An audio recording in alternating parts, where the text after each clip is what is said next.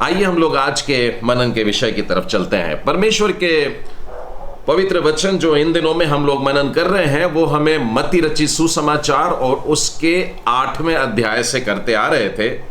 और इन अध्यायों में प्रभु यीशु मसीह के आश्चर्य कर्मों को देखते हुए हम यह देख रहे हैं कि प्रभु यीशु ख्रीस्त को कैसे कैसे अधिकार मिले हुए हैं। प्रभु यीशु ने अपने सेवकाई के दिनों में बहुत सारे आश्चर्य कर्म करे थे और बाइबल कहती है उनमें से कुछ जो जरूरी थे, जो हमारे प्रभु यीशु पर विश्वास लाने के लिए जरूरी थे, उनको बाइबल में लिखा गया है। कहने का मतलब इसके अलावा और भी बहुत सारे आश्चर्य कर्म किए गए थे, लेकिन इतने आवश्यक थे और इतने पर्याप्त थे कि ये जोड़े जाएं। अगर सारी घटनाएं प्रभु यीशु मसीह के द्वारा जो की गई थी अगर लिखी जाती तो बाइबल में खुद ही लिखा है कि संसार भर में ये पुस्तकें नहीं समाती थी। तो प्रभु यीशु के शिष्यों ने, उसके अनुयायियों ने, प्रेरितों ने इन बातों को लिखा है जो प्रभु यीशु ने अपने जीवन काल में किए, और यदि इन पर हम मनन करते हैं तो प्रभु यीशु की पहचान हो जाती है। प्रभु यीशु ही प्रभु है, इस बात पर हमारा भरोसा हो जाता है, विश्वास हो जाता है। और 4 सुसमाचार में कई बार एक ही घटना को अलग अलग लोगों ने अलग अलग उद्देश्य से लिखा हुआ है। और मत्ती रचित सुसमाचार में हम पाते हैं कि मत्ती ने इन बातों को वहां के स्थानीय लोगों को और यहूदियों को यह बात साबित करने के लिए कि जिसके लिए हम इंतजार कर रहे थे, हम रुके हुए थे, वो मसीहा यही है। तो जब हम मत्ती रचित सुसमाचार के 8वें अध्याय पर मनन किए तो उस समय हमने यीशु के 3 अधिकारों को देख लिया था। और यह था कि प्रभु यीशु मसीह के पास में शारीरिक बीमारियों से हमें चंगा करने का अधिकार है। और उसके बाद हमने देखा कि प्रभु यीशु मसीह के पास में प्रकृति के ऊपर सूरज और चांद और नदी और पहाड़ और तूफान और लहरों, इन पर भी अधिकार है। और उसके बाद में हमने प्रभु यीशु के इस अधिकार को भी देखा कि प्रभु यीशु को दुष्ट आत्माओं को डांटने का और दुष्ट आत्माओं को निकाल देने का भी अधिकार है। और इस रीति से हमने 8वां अध्याय पूरा किया था।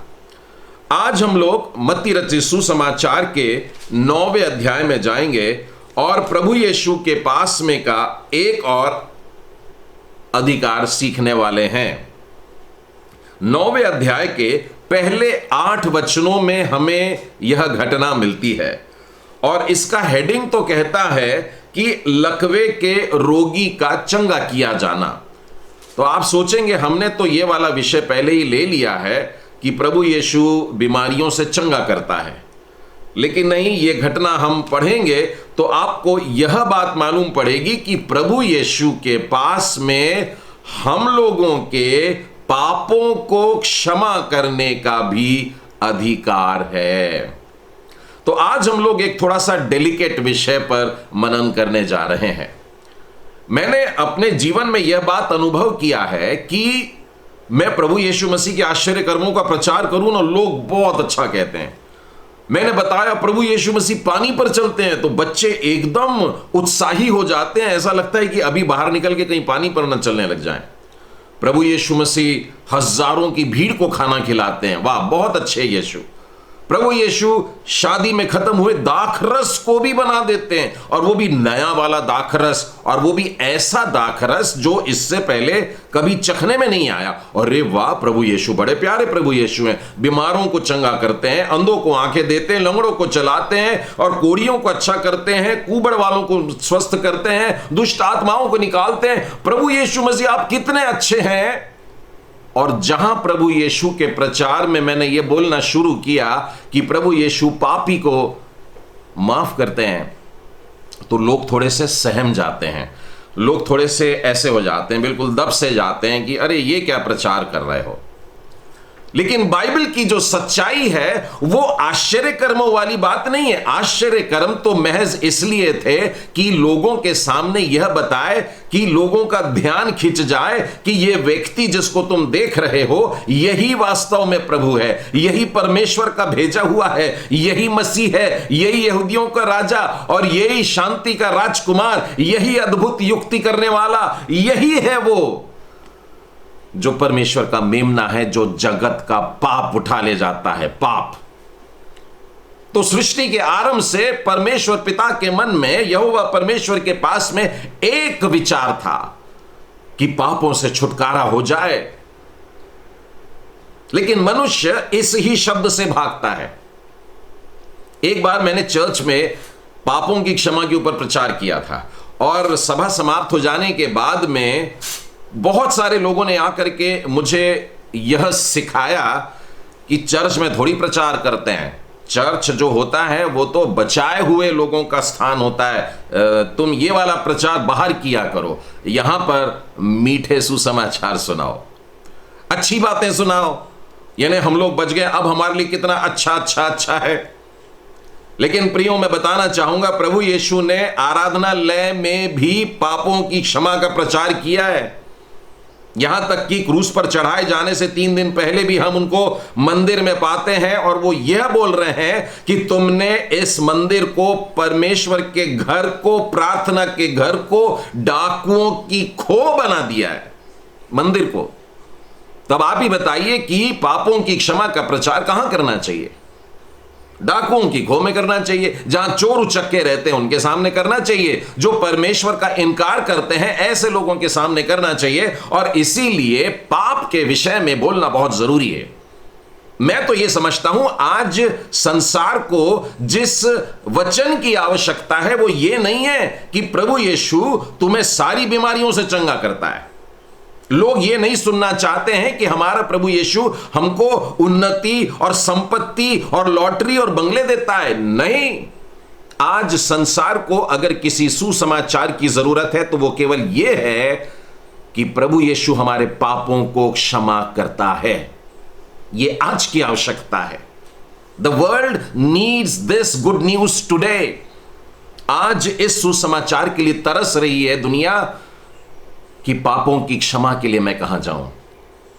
बहुत से महापुरुष हैं, बहुत बड़े बड़े काम करने वाले लोग भी हैं, लेकिन प्रभु यीशु मसीह के पास में यह अधिकार है कि वे हमारे पापों को क्षमा कर दें। आज उसी अधिकार का उपयोग वे कर रहे हैं और इस अधिकार के उपयोग में देखिए लोगों की प्रतिक्रिया क्या रहने वाली है वो भी आपको नजर आएगी। मनुष्य अपने पाप में डूबा रहता है और वो डूबे रहना ही पसंद करता है। शैतान ने हमारी आंखों पर पर्दा डाल दिया है। प्रभु यीशु ने अपनी देह को कुर्बान करते समय एक पर्दे को फाड़ा है कि हम परमेश्वर के साथ में आमने सामने खड़े हो जाएं। हमारे लिए स्वर्ग के दरवाजों को मानो खोल दिया है। मनुष्य का पुत्र पापियों को खोजने और उनका उद्धार करने के लिए आया है, उनको छुटकारा देने के लिए आया है, उनके पापों को क्षमा करने के लिए आया है। यह प्रभु यीशु मसीह का एकमात्र खास उद्देश्य था। प्रभु यीशु इस दुनिया में पानी पर चलने के लिए नहीं आए थे। प्रभु यीशु इस दुनिया में 5000 को खिलाने के लिए नहीं आए थे। प्रभु यीशु इस दुनिया में बड़े बड़े ऐसे आश्चर्य कर्म कि इसको शांत किया, तूफान को बैठा दिया, लहरों को शांत किया, इस काम के लिए नहीं, परंतु क्रूस पर अपने बलिदान को देने के लिए आए थे। और क्रूस पर का बलिदान इसलिए देने के लिए आए थे कि वो मनुष्य जाति को पाप में से बचा ले। This was the single aim of Jesus। बाकी सारे काम भी नहीं करते, पर सिर्फ यह काम करते कि अपने आप को क्रूस पर बलिदान कर देते, तो भी प्रभु यीशु मसीह की सेवकाई पूरी हो जाती। परंतु मेरे और आपके लिए आसान करने के लिए और हमारा ध्यान इस बात की ओर लाने के लिए कि देखो परमेश्वर ने अपने इकलौते को भेजा है और वो यीशु है। और इसीलिए ये सारी बातें करने के बाद में आखिर में प्रभु यीशु क्रूस पर बलिदान होते हैं, क्रूस पर बलिदान होते हैं और तीसरे दिन मृतकों में से जी उठते हैं। 40 दिन दुनिया में रहते हैं, लोगों को दिखाई देते हैं, उसके बाद लोगों के देखते हुए आसमान में उठा लिए जाते हैं और स्वर्गदूत आकर के बताते हैं जैसे तुमने इसको जाते हुए देखा वैसे आते हुए देखोगे। और अब की बार न्याय करने को आएगा। तो उसके वो वाले आगमन से पहले, न्याय करने को आने से पहले, न्याय मतलब दोष साबित करने से पहले, पापी ठहराने से पहले, आज का जो अनुग्रह का समय है, उस अनुग्रह के समय की पहचान है कि प्रभु यीशु पापों की क्षमा कर रहा है। प्रभु यीशु मसीह के पास में पापों को क्षमा करने का अधिकार है। बड़े थोड़े से बचे गिने चुने दिन हैं, इन्हीं दिनों में हम अपने पापों की क्षमा मांग लें। तो यह प्रचार घर में भी होता है, यह प्रचार बाहर होता है, यह प्रचार चोर उचक्के लुटेरों के बीच में होता है, और यह प्रचार मंदिरों में भी होता है। तो आइए इस शास्त्र भाग को हम लोग ऐसे सुने मानो यह हमारे लिए कहा जा रहा है, और इसके द्वारा आशीष हम पाएंगे। मत्ती रचित सुसमाचार उसका 9वां अध्याय पहले 8 वचन। चलिए पहले वचन से शुरू करते हैं। फिर वह नाव पर चढ़कर, प्रभु यीशु मसीह बार बार नाव पे चढ़ा करते थे, है ना। वो एक स्थान से दूसरे स्थान पर जाते थे, और बीच में गलील की झील थी, और गलील की झील के कभी इस पार कभी उस पार ये घटना इस रीति से घट रही है। और हम देख रहे हैं पिछले 8वें अध्याय में भी बार बार वो नाव पर चढ़े और उतरे हैं, और यीशु अपनी नाव पर चढ़ते हैं, चेलों को अपने साथ लिए, फिर झील क्रॉस करते हैं, तूफान आता है, झील के उस पार उतरते हैं, दुष्ट आत्मा ग्रसित मनुष्य आता है, उसको चंगाई देते हैं, और फिर से नाव पर चढ़ते हैं और अब दूसरी तरफ जा रहे हैं। लिखा है फिर से वह नाव पर चढ़कर पार गया। देखिए प्रभु यीशु को एक एक आत्माएं बचाने की कितनी ललक है, कितनी प्यास है। प्रभु यीशु ने लूका 15 में यूं ही नहीं बता दिया कि 99 भेड़ों को एक तरफ रखकर एक भेड़ को बचाने के लिए, ये एक भेड़ कौन सी भेड़ है ये स्पष्ट करने के लिए उन्होंने लूका 15 में तीसरा वाला दृष्टांत दिया था, पापी मनुष्य का। और वो पापी मनुष्य भटका हुआ है, और यीशु ने कहा मैं बचाना चाहता हूं, मैं उसको ढूंढूंगा, मैं 99 को सुरक्षित रखूंगा और एक को ढूंढने जाऊंगा। और तब वो गदरेनियों के देश में जाते हैं, और वहां पर उनको एक ऐसा मनुष्य मिल जाए तो दुष्ट आत्मा ग्रसित रहता है, और उसको छुड़ाते हैं।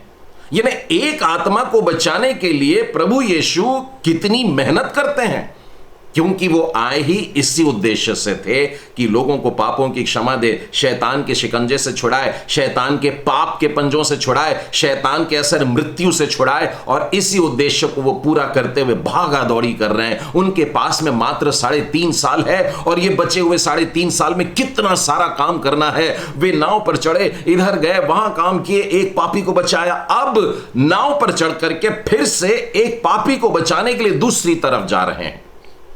लिखा है वे नाव पर चढ़कर के पार गया और अपने नगर में आया। यदि आपने बाइबल मेरे साथ में खोली है तो आप देखिए कितना प्यारा शब्द है, अपने नगर में। सब लोगों को अपना नगर बड़ा प्यारा लगता है ना। सब लोग अपने घर में रहना पसंद करते हैं। रिटायरमेंट के बाद अपने घर में रहने का सुख, कहीं बाहर जाते हैं 10 दिन रह लिए, अब अपने घर की याद आ जाती है। और इसी रीति से जब हम इस संसार में का जीवन जीते हैं, हमें चाहिए कि हमें अपना घर, हाँ वो वाला घर याद रहे, ताकि हमें अपने घर जाने का सुख हमेशा सताता रहे। मुझे अपने घर जाना है, ठीक है। तो यहां पर लिखा है कि वह अपने घर या अपने नगर को गया। जब मैं ये बात करता हूं तो साधारणतः आधे चर्च के लोग कहते हैं अच्छा नासरत में आया, परंतु वो नासरत में नहीं आया। इस बात के लिए मैं आपको परमेश्वर के वचन में से ही बताना चाहता हूं। मत्ती रचित सुसमाचार उसके 4 अध्याय और उसके 13वें वचन के आगे देखिए क्या लिखा है। प्रभु यीशु मसीह के सेवा का कार्य आरंभ होता है। वह नासरत को छोड़कर कफरनहूम के में जो झील के किनारे जबूलून और नप्ताली के देश में जाकर रहने लगा। देखिए कहां रहने लगा, नासरत को छोड़ दिया और जाकर के कफरनहूम में रहने लगा। ही वॉज स्टेइंग इन कफरनहूम, ताकि यशायाह भविष्यवक्ता का, प्रभु यीशु मसीह का सारा जीवन जो था उसकी पूरी भविष्यवाणी की गई थी। यहां तक कि प्रभु यीशु माफ करने वाला या पापों को क्षमा करने का अधिकार रखता है, यह भी भविष्यवाणी की गई थी। देखिए यहां लिखा है कि वो नासरत को छोड़ेगा और कफरनहूम में जाएगा। और कफरनहूम क्या है? झील के किनारे जबूलून और नप्ताली का देश है। यशायाह भविष्यवक्ता ने कहा जबूलून और नप्ताली के देश, झील के मार्ग से यरदन के पार अन्य जातियों का गलील, जो लोग अंधकार में बैठे थे उन्होंने बड़ी ज्योति देखी, और जो मृत्यु के देश और छाया में बैठे थे उन पर ज्योति चमकी। प्रभु यीशु मसीह अपने गांव को छोड़ करके दूसरे गांव में जा करके बसते हैं। भविष्यवाणी भी की गई थी और वास्तव में बिल्कुल इसी रीति से होता है। मैं आपको लूका रचित सुसमाचार और उसके 4 अध्याय में लेकर के चलता हूं, जहां पर इस बात को और भी ज्यादा स्पष्ट करके बताया गया है। लूका 4 और उसके 16वें वचन में देखिए क्या लिखा है। फिर वो नासरत में आया जहां पाला पोसा गया था। शब्द को ध्यान से सुनिएगा, वो नासरत में आया जहां पाला पोसा गया था। मतलब पालना पोसना कब बोलते हैं? जब साधारणतः बच्चे होते हैं, छुटपन में पालन पोषण कहां हुआ ऐसा पूछे तो बचपने का समय आप बताएंगे, अपने जवानी का लड़कपन का वो वाला समय नहीं बताएंगे। तो पालन पोषण उसका कहां हुआ? नासरत में हुआ। वो नासरत में आया मतलब कहीं बाहर से आया है। नासरत में कहां से आया? कफरनहूम से आया, जहां पर वो रहने लगा था। और देखिए वो मंदिर में आता है और मंदिर में आकर के भविष्यवक्ता यशायाह की पुस्तक उसके हाथ में दी जाती है और यशायाह 61 निकाल करके वो पढ़ रहा है। प्रभु यहोवा का आत्मा मुझ पर है, क्योंकि उसने कंगालों को सुसमाचार सुनाने के लिए मेरा अभिषेक किया और मुझे इसलिए भेजा है कि मैं बंदियों को छुटकारे का सुसमाचार सुनाऊं। जो पाप के बंधन में उनको छुड़ाने के लिए भेजा गया हूं, अंधों को दृष्टिदान देने के लिए भेजा गया हूं और ऐसे कुचले हुओं को छुड़ाने का, ऐसा सुसमाचार सुनाने की बात कही। और फिर उसके बाद में ये पुस्तक को बंद करता है और उसको समझाता है, ये पढ़े गए वचनों को समझाता है। और बाइबल कहती है इस नासरत नगर में आराधनालय में बैठे लोगों की नजर उस पर टकटकी लगाए थी और सब सुन रहे थे और अचंबा कर रहे थे और अनुग्रह के शब्द उसके मुंह से निकल रहे थे, तो बड़े आशीष पा रहे थे। नासरत के मंदिर में ऐसा चल रहा था। और फिर ये भी बोले उन्होंने, अरे ये तो यूसुफ का बेटा है ना, हाँ हाँ यहीं तो कहीं पास में रहते थे ये लोग, और देखो ना इतना सुंदर बोल रहा है, इतना प्यारा बोल रहा है, बहुत अच्छी बात। इतनी सब बात होने के बाद में मालूम है क्या होता है? एक और वाक्य आगे पढ़ने को मिलता है। लोगों के मन में क्या चल रहा है ये भी प्रभु यीशु मसीह जानते थे और वो कह रहे हैं कि तुम तो कह रहे हो कि कफरनहूम में जो तूने किया जरा यहां भी तो कर। मतलब प्रभु यीशु ने नासरत में उतने आश्चर्य कर्म नहीं किए जितने कि कफरनहूम में जाकर के किए थे। तो लोगों का अब सोचना है या कहना है कफरनहूम में बड़े बड़े काम किया हमने सुना, जरा नासरत में भी तो कर। और प्रभु यीशु जवाब देते हैं, मैं तुमसे सच कहता हूं, 24वां वचन, कोई भविष्यवक्ता अपने देश में मान सम्मान नहीं पाता। कहने का मतलब प्रभु यीशु का नासरत नगर में जहां उसका पालन पोषण हुआ था वहां पर उसका निरादर हुआ। यानी मैं तो यह भी मानता हूं कि प्रभु यीशु मसीह के 12 बरस वाली घटना तो आपको याद होगी। यानी यीशु 12 साल की उम्र से अपने सेवा को करना चाहते थे, लेकिन 12 से लेकर 30 तक उन्होंने क्या किया बाइबल तो नहीं बताती, लेकिन यह वचन से मुझको अंदाज आ जाता है कि 12 से लेकर 30 तक वे चुप नहीं बैठे थे। वे प्रभु परमेश्वर के कार्य किया करते थे, वे प्रचार किया करते होंगे, अद्भुत अद्भुत काम भी किया करते होंगे और लोग चिढ़ते थे।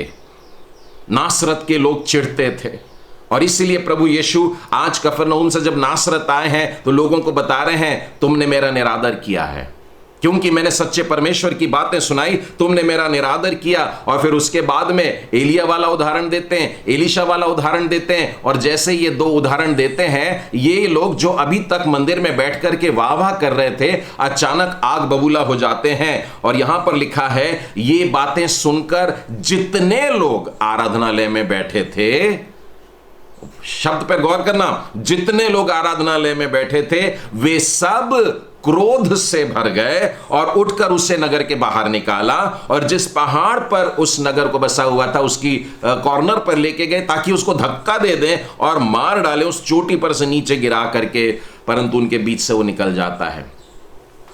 तो नासरत नगर में प्रभु यीशु का किस प्रकार से निरादर होता था आप इससे अंदाज लगा लीजिए।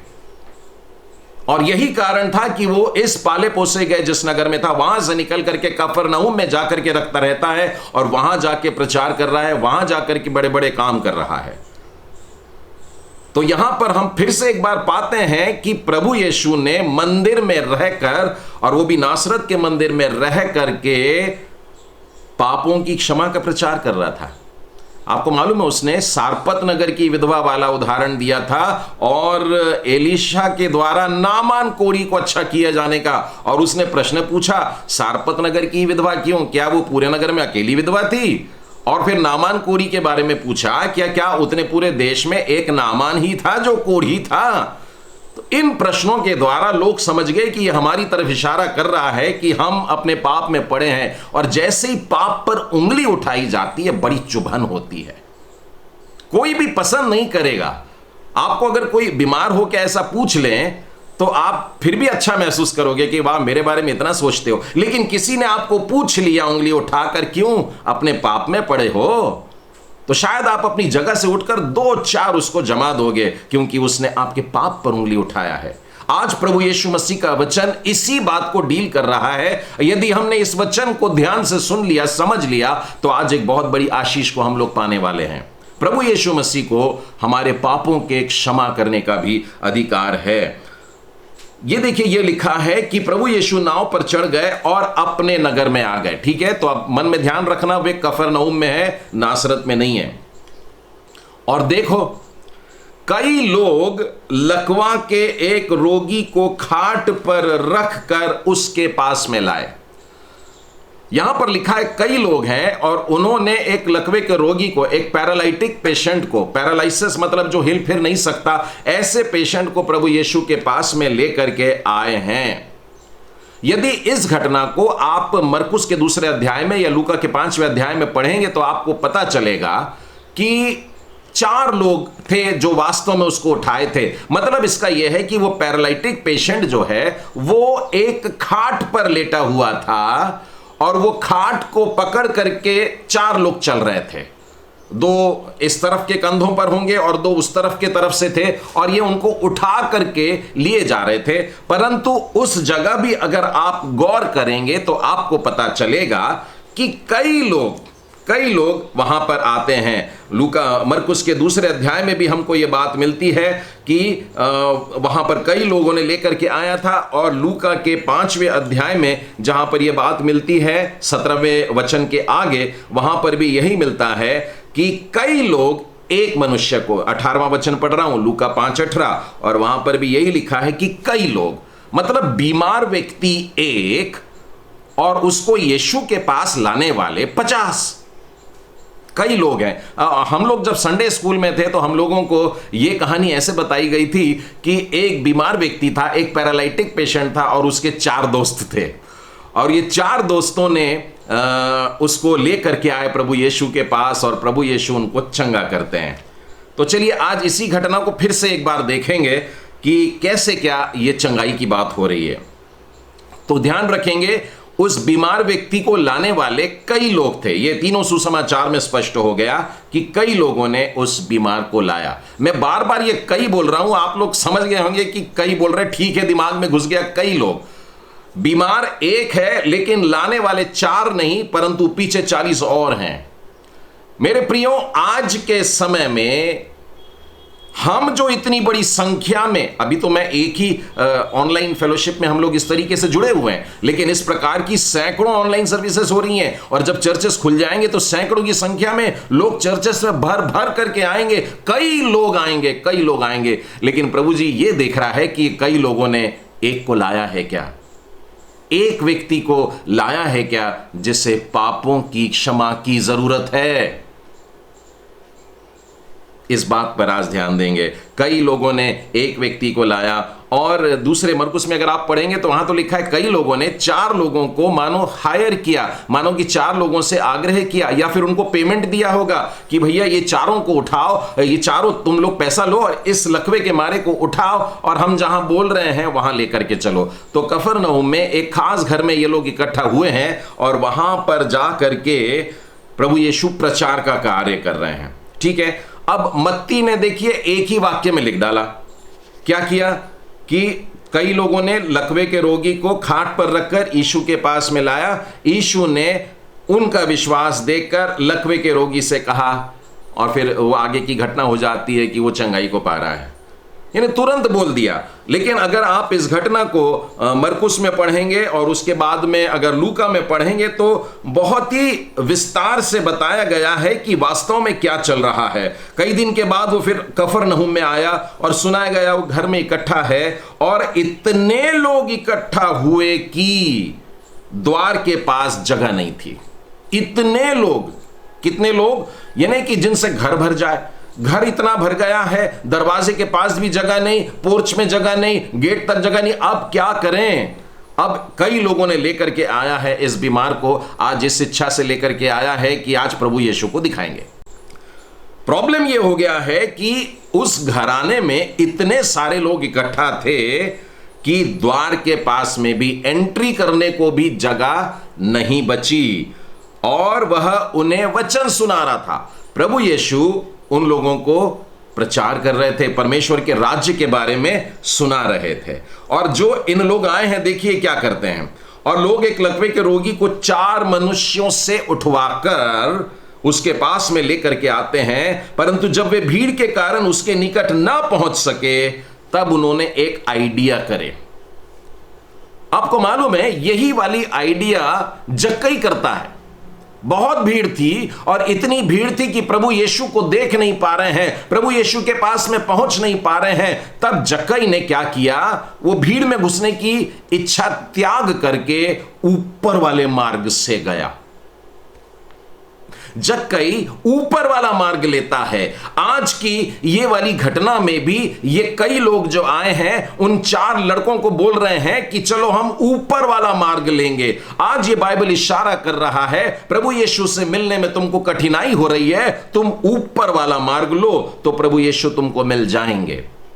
उसके बाद में क्या होता है, देखिए, जब वे भीड़ के कारण उसके निकट ना पहुंच सके, तो उन्होंने उस छत को जिसके नीचे वह था, यदि आप वहां की संस्कृति और वहां के कंस्ट्रक्शन को जानते, तो लोग अपने घरों के छत की जो स्टेप्स होते थे, वो घर के बाजू से, यानी बाहर से शुरू होती थी, और ये बाहर की सीढ़ियों पर चढ़ करके छत पर गए, और ये उनको खाली मिला, क्योंकि सारे लोग तो प्रभु यीशु मसीह के पास में आए थे, और सारे लोग प्रभु यीशु के पास आकर के सुनना चाहते थे, प्रचार सुनना चाहते थे, चंगाई पाना चाहते थे, आश्चर्य कर्म देखना चाहते थे। अलग अलग प्रकार की भीड़ होती थी ये, और ये लोगों को ऊपर जाने का रास्ता साफ मिला। यानी ये वो वाला मार्ग है जिस पे लोग नहीं चलते हैं, लोग ये वाले मार्ग से आते हैं। और आपको मालूम है, ये वाले मार्ग से जो गए, यानी ऊपर से जो गए, वो आशीष पाया। और उस भीड़ में बहुत सारे लोग ऐसे थे जिनको आशीष नहीं मिली, जो उल्टा डांट खा करके वहां से निकल करके आते हैं। यानी प्रभु यीशु मसीह के पास जाने वाले या तो आशीष पाएंगे या डांट खाएंगे, या तो खुश होकर के यीशु के पास से लौटेंगे या रोते हुए प्रभु यीशु मसीह के पास से लौटेंगे। तो इस घटना में हम देखते हैं ये अभी छत पर पहुंच गए, और छत के बाद में उन्होंने अंदाज लगाया, एक कैलकुलेशन किया, प्रभु यीशु कहां पर खड़े हैं। फिर कई लोगों में से यहां से इशारा चल रहा होगा, उनको सारे मैसेज जा रहे होंगे कि थोड़ा इधर थोड़ा उधर, ऐसे करते करते हाँ वहीं कहीं पर प्रभु यीशु खड़े रह करके प्रचार कर रहे हैं। अब वहां की उन्होंने पहले खपरेल हटाना शुरू की, छत की जो पटियाएं होती हैं उनको हटाना शुरू किए, घास फूस होते हैं उनको हटाना शुरू किए, फिर लकड़े के चौड़े पट्टे होते हैं चपटे वाले, उनको हटाना शुरू किए। आप देखिए, घर किसी और का है, घर किसी और का है। अगर ये खुद का घर होता तो उसे घर के बाहर जाके छत के ऊपर से छेद करके आने की क्या जरूरत होती, वो घर के अंदर ही बैठता और प्रभु यीशु को बोलता अंदर के कमरे में लकवे का मारा है। लेकिन नहीं, ये बाहर वाला था। और इन लोगों ने किसी के घर की छत को खोलने का एक बहुत बड़ा रिस्क लिया है। यहां पर हमको इन लोगों का विश्वास दिखता है, इसको कहते हैं फेथ इन एक्शन। यदि मैं कहूंगा ना मैं विश्वास करता हूं, तो ये अंदर की बात हो जाती है, आप नहीं देख सकते। यदि आपसे कोई कहे कि मैं विश्वास करता हूं, आप मुझसे कहेंगे विश्वास करता हूं, मुझको कुछ नहीं समझेगा। लेकिन जब इस प्रकार की क्रिया होती है, जिसे हम लोग कहते हैं कार्य रूपी विश्वास, दिखने वाला विश्वास, वे लोग प्रभु यीशु के पास में इसको लाए थे और प्रभु यीशु को दिखाकर ही जाएंगे। और उन्होंने अपने लकवे के मारे इस रिश्तेदार से या अपने दोस्त से बोल दिया था, आज तेरी चंगाई का दिन है, आज तेरे पाप क्षमा होंगे। ऐसा बोला था क्या? साधारणतः तो हम लोग बीमार व्यक्तियों के साथ यूं बात नहीं करते हैं, लेकिन एक बात बताना चाहूंगा, यह लकवे का मारा था। जिस प्रकार से कोढ़ी व्यक्ति को लोग पापी मनुष्य बोला करते थे, यानी पाप का प्रतीक हुआ करता था कोढ़, लेप्रेसी, बिल्कुल उसी रीति से लकवे का मारा जो होता था वो जिंदा लाश होता था, यानी कि वो जीवित तो है और पड़ा है परंतु जान कुछ भी नहीं, उसका शरीर पूरा सूखा हुआ है, उसके हाथ और पैर अकड़ से गए, हिल नहीं सकता। और कभी कभी तो लकवे का असर जीभ पर आ जाता है तो मनुष्य बोल नहीं पाता, खाना खाने में भी दिक्कत जाती है, निगलने में दिक्कत जाती है। उन्हें पानी पिलाने की कोशिश नहीं करना जब किसी को पैरालिटिक अटैक आता है। साधारणतः लोग कभी कोई गिर गए तो हम पानी की छींटे मार के पानी पिलाते हैं, लेकिन पानी पिलाना मत, क्योंकि अगर पैरालिटिक अटैक है तो हो सकता है वो पानी लंग्स में चला जाए और दूसरे कुछ कॉम्प्लिकेशन हो जाए। तो ये व्यक्ति जो है ये झोले का मारा, मतलब एकदम ही पैरालिटिक, हिलना डुलना कुछ भी नहीं है। अगर मान लो एक पैर से पैरालिटिक होता है तो एक पैर को टेक टेक के किसी के कंधे पर हाथ रख करके भी आ सकता था, लेकिन 4 व्यक्तियों ने उसे उठाया है। इसका मतलब वो ना तो अपने पैरों को चला पा रहा है और ना ही अपने हाथों से कुछ कर पा रहा है, और शायद बोल भी नहीं पा रहा होगा। वो यीशु के सामने भी उतारा गया है और प्रभु यीशु ने उसके मन की बात को सुन लिया और उसका उत्तर देता है। ये सारे दृश्य को आप अपने सामने लाइए और अब अपने आप को भी उस जगह पे रख करके देखिए कि क्या आप अपनी परिस्थिति प्रभु यीशु को बता पाते हैं। मैं आत्मिक परिस्थिति की बात कर रहा हूं। लोग अपने घर की परिस्थिति और टूटे फूटे घर और टपकने वाले छत और खाना नहीं और बैंक बैलेंस नहीं, ये सारी समस्याएं बहुत बताते हैं, लेकिन आज कई लोगों ने जिस मनुष्य को लाया है वो उसके पापों के लिए लेकर के आया है। इस पैरालिटिक को उसके लोगों ने बहुत कुछ ऑफर किया होगा और उसने सारी बातों का मना किया। उसे खाने के लिए चाहिए क्या? नहीं चाहिए। पहनने को चाहिए? नहीं चाहिए। उसे संसार का कोई सुख नहीं चाहिए। तब किसी ने धीरे से फुसफुसाया होगा, क्या मंदिर में लेकर के तेरे पापों की क्षमा के लिए दुआ मांगे, और तब उसने धीरे से आंखों को बंद करके इशारा किया होगा हाँ। और हो सकता है कि उसके लिए चढ़ावे चढ़ाए होंगे, दोष बलि चढ़ाया होगा, होम बलि चढ़ाया होगा, लेकिन उसके बाद भी उसकी व्याकुलता नहीं जा रही है। लेकिन जिस दिन प्रभु यीशु वापस उस गांव में आते हैं और तब वो अचानक हरकत करता है और फिर लोग पूछते क्या चाहिए तुझे, ये चाहिए वो चाहिए, नहीं। और जब वो कहते हैं प्रभु यीशु से मिलना चाहता है, और वो फिर से अपनी पलकों को बंद करके बोलता होगा हाँ मैं प्रभु यीशु से मिलना चाहता हूं। आपको मालूम है जो पैरालिटिक पेशेंट होता है ना, वो मेडिकली तो बीमार होता ही होता है, लेकिन मन से बहुत ज्यादा बीमार होता है। कोई भी मनुष्य, चाहे वो जवान हो चाहे वृद्ध हो, बहुत बूढ़ा हो, कभी किसी पर बोझ नहीं बनना चाहते। मैं बहुत सारे बूढ़े लोगों से बात किया हूं और हर एक 100% बूढ़े लोगों ने मुझे यह वाक्य जरूर कहा है, मैं किसी पर बोझ नहीं बनना चाहता और मेरी वो परिस्थिति आए इससे पहले परमेश्वर मुझको उठा ले। आप अंदाज लगाइए कि यह पैरालिटिक पेशेंट जरूरी नहीं है 80 साल 90 साल का होगा, परंतु हो सकता है जवानी में ये पैरालिटिक अटैक आया और ये जवान सोचता होगा कि हाय मैं इस उम्र में, जब मैंने दूसरों की सेवा करनी चाहिए, लोग मेरी सेवा कर रहे हैं। और एक पैरालिटिक पेशेंट की सेवा मालूम है कैसे होती है? सुबह के सूर्य उगने के साथ में शुरू हो जाती है। मैं और आप चलते फिरते हैं, स्वस्थ हैं, प्रभु को धन्यवाद। हमारी जब जो इच्छा होगी हम लोग कर लेते हैं।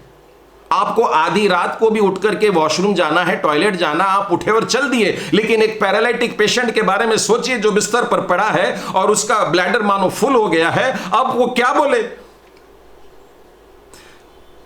क्या वो रोए? क्या वो अपने बच्चों को उठाए कि बेटा उठो और मेरी मदद करो और मुझको बाथरूम तक लेकर के चलो, या बेड पैन लगा दो मेरे पास में? क्या वो ऐसा बोलेगा? वो अपने बच्चों का सुख देखते हैं और बच्चों का सुख देख करके अपने आप को रोक करके रखते हैं कि सुबह कब होगी और मैं सुबह अपने बच्चों को बोल दूंगी। पैरालिटिक पेशेंट अपने मन में बहुत बहुत स्ट्रगल करते हैं। और सिर्फ यही बातें नहीं प्रियो, दिन निकल आया तो उनका मुंह धुलाना है। और आपको एक बात बताऊं मैं, उनके ये पैरालिटिक होने के कारण कुल्ला करने के लिए मुंह में पानी रुकता नहीं है। मैं और आप पानी पीते, एक बड़ा सा घूंट लेते, गुड़गुड़ गुड़गुड़ कर लेते, थूक देते, बड़ा अच्छा लगता। लेकिन जब अपने सामने कोई गुड़गुड़ करे और गड़गड़ करते हुए थूक दे, या आप पानी दे रहे हैं और पानी बह करके इधर से निकल जा रहा है, क्योंकि उनका आधा शरीर भी अगर पैरालिटिक है तो they can't hold water in their mouth, और वो पानी भी बहता है और बड़ा अजीब लगता है। आपको उनका मुंह धुलाना है। उसके बाद में उनको पोछा पाछी मुंह हाथ धुला करके, आप तो नहाना धोना कर लिए, लेकिन इनको शायद गर्म कपड़े से, टॉवेल से ही आपने पोंछ लिया। उसके बाद में बोले नाश्ता, और नाश्ता भी कैसे देने का है, उनको 1 चम्मच आपने दिया और उसके बाद 2 मिनट रुकना पड़ता है। मैंने तो निवाला लिया और गट गट गट गट चबा करके निगल भी डाला, 1 सेकंड में 2 निवाले भी चले जाते हैं, कई बार मैंने देखा है लोगों के। लेकिन जब आप एक पैरालाइटिक को सर्व करते हैं तो बड़ी बड़ी सब्र की जरूरत होती है, और एक एक निवाले के बाद बैठे रहो और 5 वाक्य बात करो, और तब दूसरा चम्मच जब लेके जाते हैं ना तो मुंह ऐसा कर लेते हैं, मतलब अभी भी मुंह में है। बड़े सब्र के साथ में इनके साथ में रहना पड़ता है। इस वजह से कई लोग चिढ़ जाते हैं, मतलब सेवा करने की जो लिमिट होती है, कई लोग ऐसा करके भी चले जाते हैं, क्योंकि ये तो अभी दिन की शुरुआत हुई है, अभी तो पूरा दिन होना है, फिर शाम होगी, फिर रात होगी, फिर सोने की बातें, बहुत सारी बातें बाकी है। लेकिन इन सब का असर उस पैरालाइटिक पेशेंट पर पड़ता है, और होता क्या है, अल्टीमेटली एक पैरालाइटिक पेशेंट सोचने लग जाता है, पता नहीं मैंने क्या पाप किया था कि आज इस परिस्थिति में आया। और वे अपने बिस्तर पर पड़े पड़े सिर्फ एक वाक्य को सोचते रहते हैं कि प्रभु जी, मैंने जिस किसी को सताया होगा मेरे को माफ कर दे। और वे पड़े पड़े अपने बचपन से एक एक दिन को याद करते हैं और एक एक गुनाह को याद करते हैं, और वे बोलते हैं प्रभु जी माफ कर, प्रभु जी माफ कर। और रोज की उनकी प्रार्थना पश्चाताप की प्रार्थना होती है। वे तो ये बोलना भी भूल जाते हैं कि मेरे को मेरे लकवे से उठा दे। अब उनकी एक ही दुआ है, मुझे माफ कर दे। जो लोग मिलने के लिए भी आते हैं, चाहे रिश्तेदार के लोग हों, कलीसिया के लोग हों, आस पड़ोस के लोग हैं, वो भी आकर के इतनी तरस से देखते हैं कि हाय बेचारा, यानी ऐसे करके देखते हैं जैसे पाप में पड़े व्यक्ति को, यानी देखने वाला भी देख रहा है कि सब लोग मेरे को बड़ी तरस की नजर से देख रहे हैं। तो इस लकवे के मारे के मन में सिर्फ एक विचार चल रहा है कि हाय प्रभु जी, मैंने क्या पाप किया था, मुझे माफ कर दे।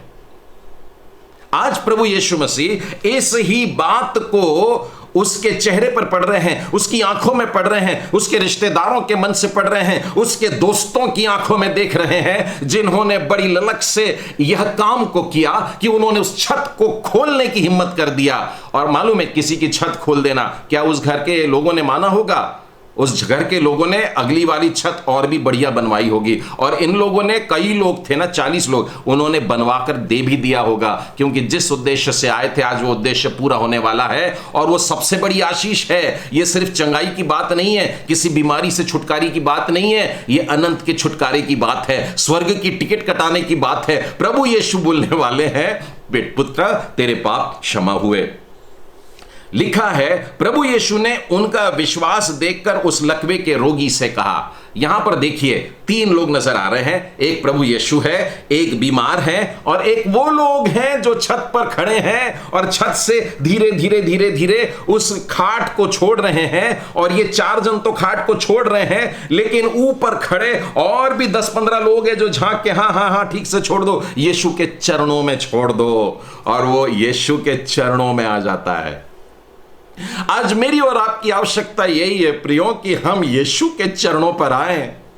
और यदि हम यीशु के चरणों पर आते हैं तो प्रभु यीशु हमारे मुंह से, हमारी जुबान से कोई भी शब्द निकलने के पहले पहला वाक्य बोलते हैं, पुत्र, हे मेरे बेटे, हे मेरी बेटी।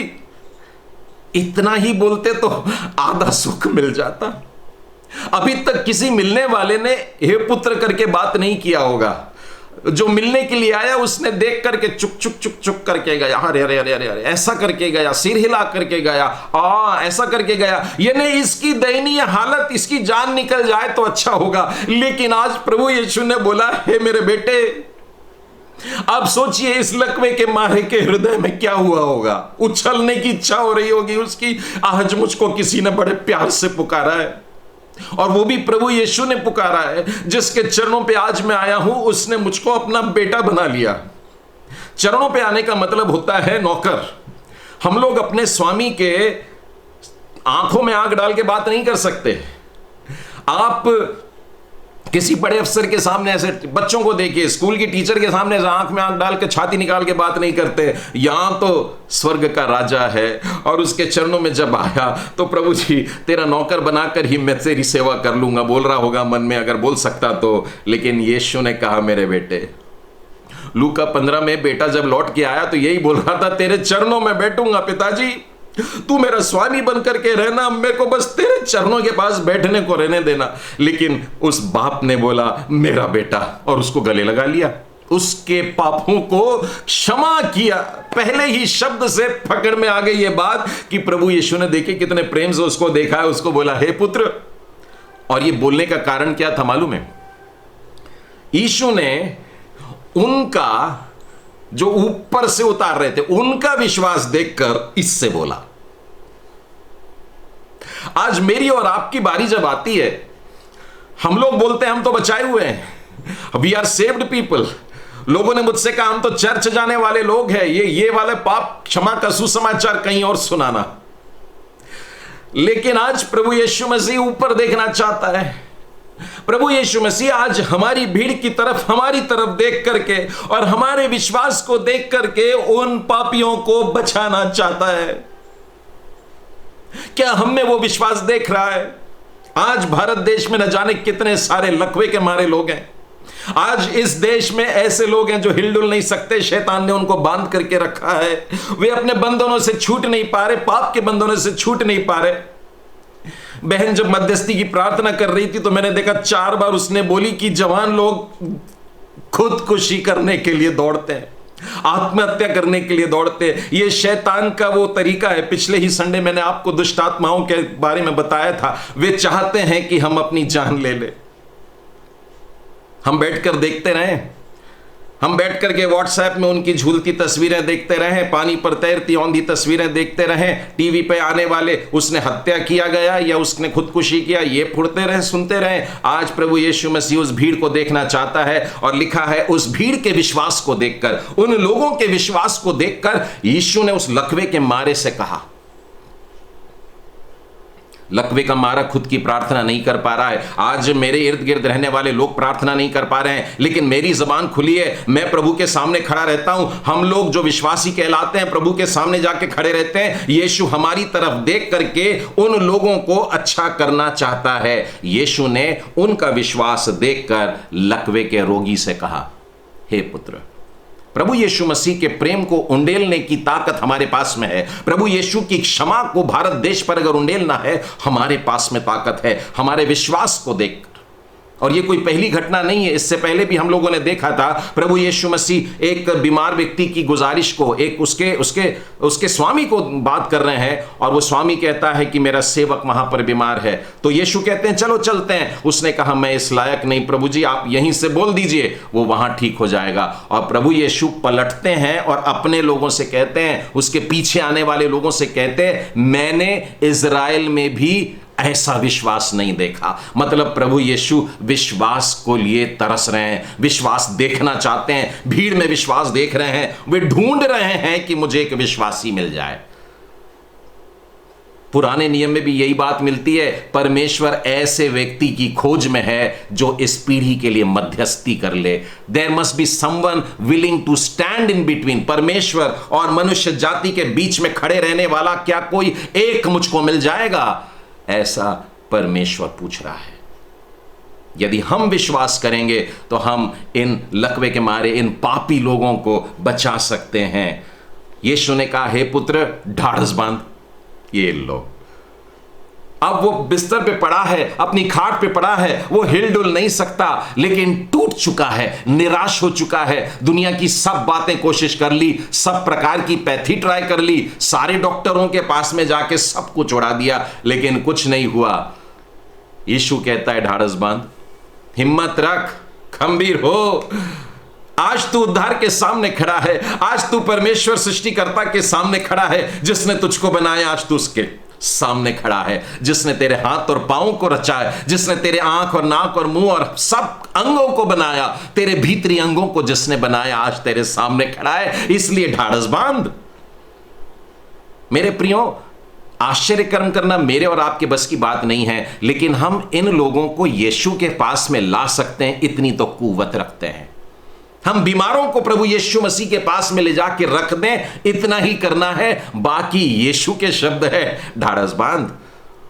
उसकी हिम्मत बढ़ाने के लिए प्रभु यीशु के शब्द काफी हैं। और फिर उसके बाद में एक बड़ा सुंदर सा प्यारा सा वाक्य बोलते हैं, तेरे पाप क्षमा हुए।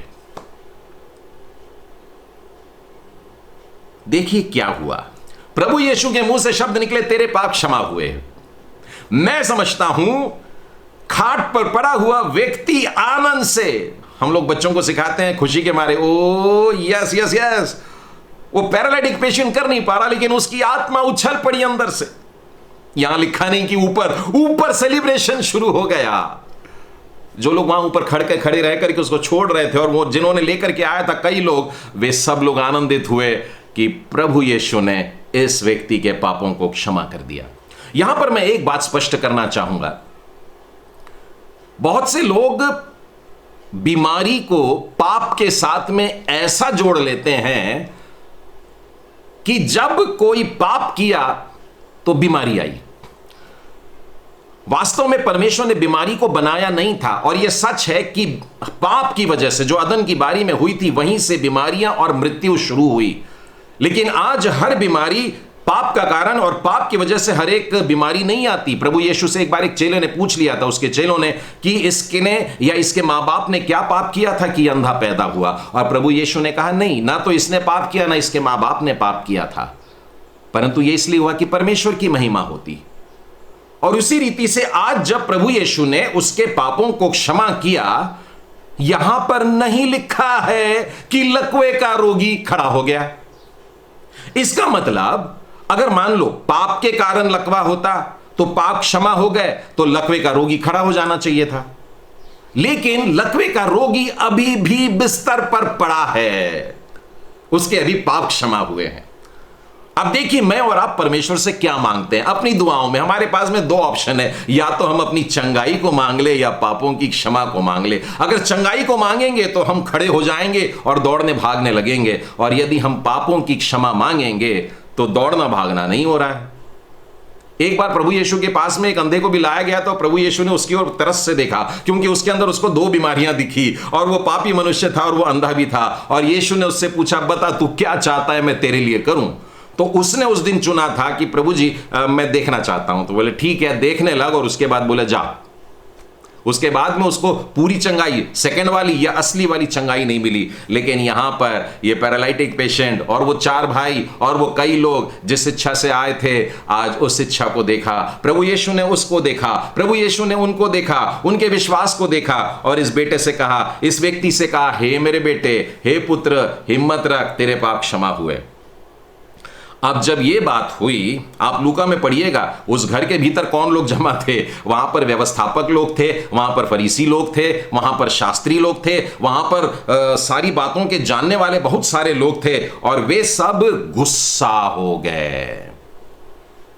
प्रभु यीशु मसीह जब कहते हैं तो सारी बातें हम लोग अच्छे से ग्रहण नहीं करते हैं। आधा चर्च गुस्सा हो जाता है, और यहां पर भी ऐसा ही हुआ। खचाखच भरा हुआ मकान गुस्से से भर गया और कहने लगा, यह तो परमेश्वर की निंदा करता है। यदि आप यशायाह के 43वें अध्याय के 25वें वचन में पढ़ेंगे तो वहां पर लिखा है, हां, केवल मैं या मुझ परमेश्वर के पास में पापों के क्षमा करने का अधिकार है। इस वचन को कोट करके इन शास्त्रियों ने, इन व्यवस्थापकों ने, इन फरीसियों ने बोला, यह परमेश्वर की निंदा कर रहा है, इसको मार डालना चाहिए। ऐसे करके भी विचार आए, क्योंकि परमेश्वर की निंदा करने वालों के लिए पत्थरवा कर दिया करते थे। और जब यीशु ने ऐसी बात उनके जो मन में चल रही थी, लिखा है यीशु ने उनके मन की बात को जानकर, अभी मुंह से बोला भी नहीं है उन्होंने, उनके मन में चल रहा है, यीशु ने उनके मन की बात जानकर, तुम लोग अपने अपने मन में बुरा विचार क्यों करते हो? और उसके बाद उनसे क्वेश्चन पूछता है, व्हाट इज ईजियर, यानी सहज क्या है? 5वां वचन देखिए, सहज क्या है? यह कहना कि तेरे पाप क्षमा हुए, या यह कहना कि उठ और चल फिर? यहां पर दो ऑप्शन रखे हुए हैं। प्रभु यीशु अब उन लोगों को बोल रहे हैं कि तुम ही बताओ कि क्या आसान है, तेरे पाप क्षमा हुए, और दूसरा पर्याय है उठ और चल फिर। प्रभु यीशु ने यह प्रश्न क्यों पूछा होगा? क्योंकि ये कोई पहली बार नहीं है कि किसी बीमार व्यक्ति के लिए कोई प्रार्थना करने के लिए आया हो। और प्रभु यीशु के पहले भी ये सारे लोग इस रीति से जाया करते थे। पौलुस प्रेरित तो बहुत स्पष्ट बताते हैं कि कई लोग ऐसे ही बीमारों के घर में, विधवाओं के घर में, अनाथों के घर में जाकर के उनको लूटते हैं। और ये जो लोग हैं, ये लोग आते हैं और बड़ी बड़ी दुआएं करते हैं और उनके पापों की क्षमा की बात करते हैं। ध्यान से सुनिएगा, उन लोगों की पापों की क्षमा की बात करते थे यही वाले लोग, क्योंकि पापों की क्षमा करने के बाद में कोई हलचल नहीं होती। आपने अगर किसी को कह दिया तेरे पाप क्षमा हुए, तो क्या कोई परिवर्तन नजर आएगा? कुछ भी नजर नहीं आता है। क्या गोरे हो जाते हैं? क्या चमकने लग जाते हैं? ऐसा होने के बाद में नहीं होता है। वो मन की बात होती है, मन की शांति की बात होती है। और इन लोगों के लिए यह सहज था। ये लोग जब भी किसी बीमार के लिए प्रार्थना करते तो इसी रीति से प्रार्थना किया करते और पापों की क्षमा की बात कह देते। उनके लिए यह सबसे आसान था। इन लोग कभी नहीं बोलते थे बीमार व्यक्ति किसी उठ जा, लकवे के मारे हुए से इस भीड़ में आए हैं, इस शहर में कफरनहूम में इतने सारे धर्मी लोग हैं, लेकिन इस लकवे के मारे के घर पे कभी जाकर के बोले नहीं चल उठ और चल फिर, क्योंकि ये बहुत भयानक बात होती। ये लोग जानते थे कि हम अगर बोल दिए, 100 बार भी बोल दिए, ढिंढोरा पीट करके बोल दिए, तो ये लकवे का मारा नहीं चलने का और हमारी हंसी हो जाएगी और सब लोग हमारी धार्मिकता के पाखंडीपन का खुलासा होने पर हमको मारेंगे। और इसीलिए प्रभु यीशु ने पहले इस शब्द को बोल करके यह बात साबित किया कि परमेश्वर के पुत्र को पृथ्वी पर पाप क्षमा करने का भी अधिकार है। स्वर्ग और पृथ्वी का सारा अधिकार उसके पास में, और मनुष्य के पुत्र को पृथ्वी पर क्षमा करने का भी अधिकार है। और यह वाक्य बोलने के बाद ही प्रभु यीशु उससे कहते हैं, उठ, अपनी खाट उठा और अपने घर चला जा। और जब ये वाक्य बोलते हैं, सेकंड वाक्य जब बोलते हैं, तो 7वें वचन में लिखा है, वह उठ करके अपना सब बोरिया बिस्तर लपेट लेता है, या अगर खाट है तो उसको उठा लेता है और चलते फिरते रहता है, घर चलता है। और मैं सोच रहा हूं कि जब वो खड़ा हो गया होगा तो उस कमरे में कितना भयानक माहौल छा गया होगा। और जब यीशु ने बोलूंगा चल अपने घर चलेंगे अभी, तो उसके लिए लोगों ने रास्ता दे दिया। अंदर आने के लिए रास्ता नहीं दे रहे थे, लेकिन यीशु के पास से दूर जाने के लिए निकल जा, और एक रास्ता बन गया उसके लिए। और वो अपना खाट उठाता है और खाट लेकर के उनके सामने से चला जाता है। एक पैरालिटिक पेशेंट जो कई बरसों से बिस्तर पर पड़ा है, हिल डुल नहीं सकता, फिजियोथेरेपिस्ट बताते हैं कि आज आपके पेशेंट, ये घटना मेरी आंखों के सामने हुई। और जब मम्मी की फिजियोथेरेपी हुआ करती थी तो मैंने देखा 15 दिन तक फिजियोथेरेपी हो रही है और कुछ नहीं होता। एक दिन अचानक फिजियोथेरेपिस्ट ने मुझको बुलाया और बोला मम्मी हिल रही हैं, और मैंने देखा तो वो तो मम्मी बिल्कुल नहीं हिल रही थी। और तब उन्होंने कहा उनकी उंगलियों की तरफ देखो, और मैंने उंगलियों की तरफ देखा। अब आप देखिए, अगर आप देख सकते हैं तो उन्होंने ये इस तरीके का जर्क दिया था और उन्होंने कहा हिलने लगी है। और मैं सोच में पड़ गया कि हाय, ये हिलना डुलना बोलेंगे क्या? तो मैंने कहा वो तो चल फिर रही नहीं है। तो बोले चलने फिरने को 2-3 महीने लगेंगे। मैं प्रभु यीशु मसीह के अद्भुत सामर्थ्य के लिए धन्यवाद देता हूं, पापों की क्षमा के लिए और उसके चंगाई के सामर्थ्य पे धन्यवाद देता हूं कि प्रभु यीशु ने इस बरसों के पैरालिटिक पेशेंट से कहा उठ, अपनी खाट उठा और चल। और ये व्यक्ति उठता है, खाट उठाता है और चलता फिरता है। लोगों ने इस घटना के बाद भी प्रभु यीशु मसीह को सहज नहीं लिया। कुछ लोग तो वहां लिखा है डर गए, कुछ लोग परमेश्वर की महिमा करने लग गए, लेकिन कुछ लोग अभी भी इसी बात को पकड़े हुए थे। वो देख नहीं रहे हैं लकवे के मारे को अच्छा चलते फिरते हुए, वे देख रहे हैं पापों की क्षमा करा है। आज मैं और आप प्रभु यीशु मसीह की तरफ जब देखते हैं तो किस इच्छा से देखते हैं? क्या हम इस बात को स्वीकार करने के लिए तैयार हैं कि प्रभु यीशु के पास में पापों को क्षमा करने का अधिकार है और वो मेरे पापों को भी क्षमा कर सकता है? उसके लिए झुकना पड़ेगा, उसके लिए स्वीकार करना पड़ेगा, उसके लिए प्रभु यीशु के चरणों पर आना पड़ेगा, और तभी केवल हम प्रभु के वो शब्द सुन पाएंगे कि हे पुत्र तेरे पाप क्षमा हुए। आइए हम लोग प्रार्थना करें। सर्वशक्तिमान प्रेमी परमेश्वर पिता, आज के इस पवित्र वचन के लिए धन्यवाद के साथ में आपके पास में आते हैं। प्यारे प्रभु जी, आप अद्भुत परमेश्वर है, पापों को क्षमा करने वाले परमेश्वर है। आप ने स्वयं कहा है प्यारे प्रभु जी कि मैं तुम्हारे पापों को मिटा दूंगा, और काले बादल जैसे मिट जाते हैं वैसे उस तरीके से मिटा दूंगा। मैं तुम्हारे पाप को अपनी पीठ के पीछे फेंक दूंगा। मैं तुम्हारे पापों को क्षमा करके उनको कभी भी स्मरण नहीं करूंगा।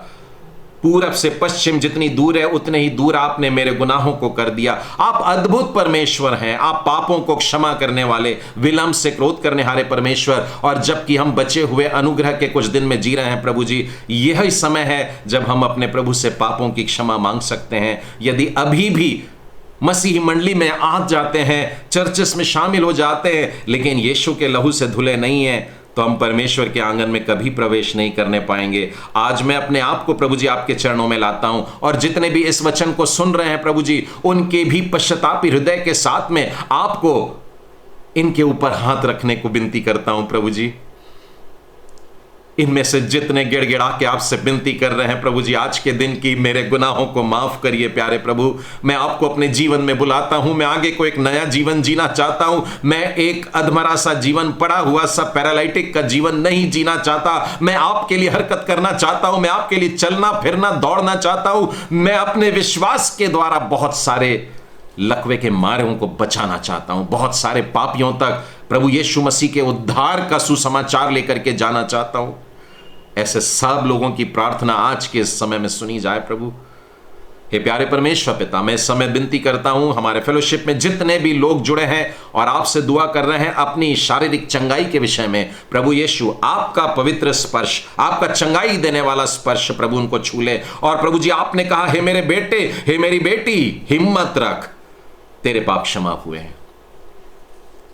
आपकी क्षमा के लिए धन्यवाद देते प्यारे प्रभु। जितने भी लोग अपने शारीरिक बीमारी में हैं प्यारे परमेश्वर पिता और आपसे पुकार रहे हैं, आप इसी क्षण उन्हें चंगाई दीजिए प्यारे प्रभु, और अपना चंगाई भरा हाथ इन सब पर रखिए।